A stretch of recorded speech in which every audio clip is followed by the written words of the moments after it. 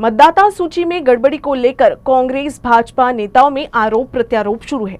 विपक्ष ने चुनाव आयुक्त के खिलाफ महाभियोग प्रस्ताव लाने की बात कही है। कांग्रेस के बयान पर प्रतिक्रिया देते हुए मंत्री चंद्रशेखर बावनकुले ने पलटवार करते हुए कहा कि राहुल गांधी नौटंकी कर रहे हैं। अब बावनकुले के इस बयान पर कांग्रेस नेता नाना पटोले ने प्रतिक्रिया दी है। पटोले ने चंद्रशेखर बावनकुले से सवाल किया है कि आपके पास मतदाता सूची भी है क्या। बावनकुले ने स्थानीय निकाय चुनावों के मद्देनजर कांग्रेस को पहले मतदाता सूची देखने की सलाह दी थी।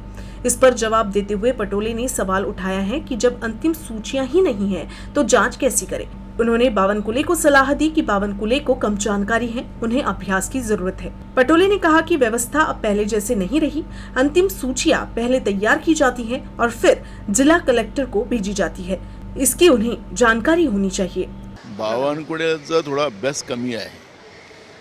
बावनकुळेंना सांगा की तुमचे जे राज्याचे निवडणूक आयोग आहे त्यांना तरी याद्या त्यांच्याजवळ आहेत का?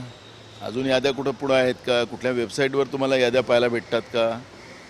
जिथपर्यंत केंद्रीय निवडणूक आयोग ती याद्या पाठवणार नाही तिथपर्यंत याद्याच पुढे येणार नाही आहेत। आता ते याद्या कोणत्या दाखवणार आहेत, का करणार आहेत, कुठल्या याद्या होणार आहेत, काय वेबसाईटमधून का लपवल्या जातात याद्या?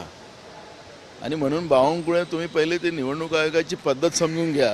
पहिले असं नव्हतं। पहिले तर तुम्हाला प्रत्येक पार्टीला त्या याद्या जिल्हाधिकाऱ्यांच्या माध्यमातून भेटायच्या।